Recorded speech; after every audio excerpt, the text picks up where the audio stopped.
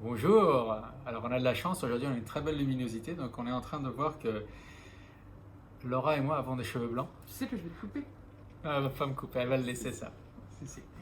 Bon, nous on a du mal à poster tous les jours parce qu'on travaille et Effectivement. pourtant on a plein de choses à vous dire et aujourd'hui on va consacrer cette courte vidéo aux violences conjugales dont tout le monde nous alerte et à commencer par les pays qui ont vécu le confinement avant nous. Mhm. Donc qu'est-ce qu'on sait, Laura, des pays qui ont été confinés avant nous sur les violences conjugales? Alors que ce soit la Chine ou l'Italie, donc ces deux pays, ils ont rapporté une explosion des violences conjugales. Euh, En fait, il y a vraiment cette idée que le confinement, enfin, avec un conjoint violent, le fait de ne pas pouvoir sortir, d'être ensemble tout le temps, enfin voilà, ça a fait exploser leur taux de violence. Très bien. Et donc ça, on peut se dire, c'est pas la France. En France, c'est peut-être différent, mais on commence à avoir des alertes en France sur des signalements. Qu'est-ce qu'on a pour l'instant comme données? Ouais, C'est pour le l'instant, début, hein. ouais, on n'a pas énormément de données, hein, on n'a pas beaucoup de recul par rapport au confinement, mais Marlène Schiappa, qui est notre secrétaire d'État à l'égalité femmes-hommes, a envoyé un message dimanche 29 mars en disant que sur la première semaine de confinement, le taux de signalement des violences conjugales avait augmenté de 30%. Donc voilà, sur juste une semaine. Voilà, les chiffres à prendre pour ce qu'ils sont, hein, avec des pincettes, puisque c'est pas, non seulement c'est pas le reflet de toutes les violences, parce qu'on sait très bien que c'est sous-déclaré, et voilà, donc c'est pas le reflet de toutes les violences, et par ailleurs c'est que sur une semaine, donc on verra à distance ce C'est qu'il en est vraiment. pas forcément facile de déclarer quand tu es confiné avec la personne Non. qui est responsable des violences que tu Ouais. subis. C'est très compliqué, ça on en parlera tout à l'heure pour les moyens d'alerte, Ouais. mais effectivement, on peut se dire aussi qu'un des moyens d'alerte principaux qui est le téléphone avec le numéro 3919 est plus difficile C'est compliqué d'accès, en ce moment. est plus difficile d'accès vu que qu'on est enfermé dans je sais pas, 50 mètres carrés avec l'homme violent à côté, appeler le 3919, ça paraît pas simple. 3919. 3919, on répète, c'est ça? Ouais, bon, on va le répéter à la Très fin, je bien. vais même le noter dans les notes de la vidéo. Parfait. Et donc nous, obstétriciens, on est très sensibles aux violences conjugales tout le temps, mais particulièrement maintenant parce que la femme enceinte est une victime plus fréquente des violences conjugales, même plus fréquente qu'avant la grossesse ou après.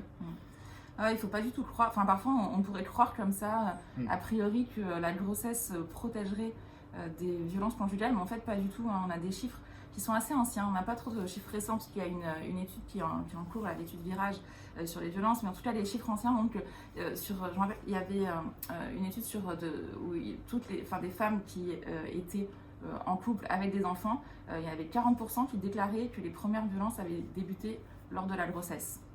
Donc voilà, c'est assez énorme. Il y a les chiffres de l'OMS aussi, alors ça c'est au niveau mondial, qui retrouve en moyenne donc 10% de femmes enceintes qui seraient victimes de violences pendant leur grossesse. Donc voilà, c'est une période de vulnérabilité importante à la grossesse. Hein. Très bien. Et donc comment est-ce qu'on fait si on est une femme, on est victime de violences au sein de son couple et on veut déclarer en ce moment où il n'est pas facile de juste lever le téléphone Alors je vais juste préciser quand même que quand on parle de violence, parce que le truc auquel on pense en premier, c'est les violences physiques, parce que c'est le plus visible, ce qui paraît être le plus dangereux immédiatement, alors particulièrement quand on est enceinte, avec le bébé qu'on porte, etc.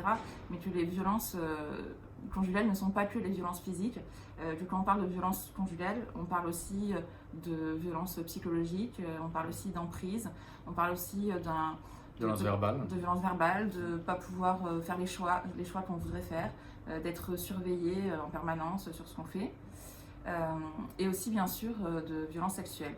Le viol conjugal fait complètement partie des violences sexuelles et des violences faites aux femmes, et c'est aussi important de le signaler. Il n'y a pas que les coups. Voilà. C'est un domaine beaucoup plus large.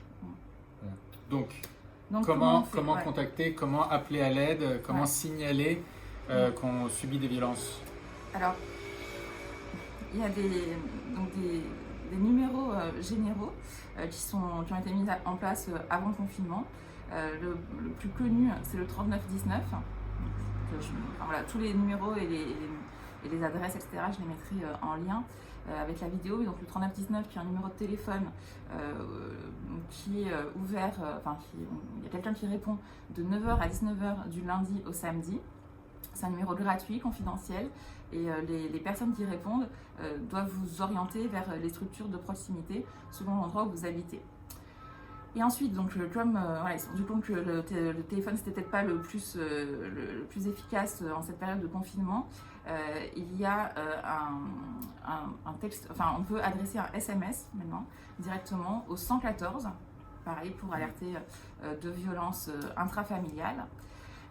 Et aussi, donc il y a un site qui s'appelle arrêtonslesviolences.gouv.fr qui est ouvert 24 heures sur 24, 7 jours sur 7. On peut faire un signalement en ligne. Voilà. Un autre numéro à connaître, c'est pour les enfants en danger, c'est le 119, parce que les violences conjugales, le confinement, il est familial, il peut y avoir évidemment une femme, un homme et déjà des enfants. Donc pour les violences sur les enfants, c'est le numéro 119, donc 24 heures sur 24, 7 jours sur 7. Et enfin, pour les urgences immédiates, ça reste la police, le 17. Il faut rester simple quand c'est urgent, il ne faut pas traîner. Et le 17, évidemment, 7 jours sur 7, 24 heures sur 24. Et enfin, ce que vous pouvez faire, si vous êtes enceinte, c'est que vous êtes suivi dans une maternité. Et vous venez en consultation régulièrement. Et en ce moment seul? Ouais, voilà. Ce que je veux dire, c'est qu'actuellement, il y a comme les conjoints, les accompagnants, les accompagnantes ne sont pas admis dans les maternités, c'est vraiment le moment de pouvoir en parler.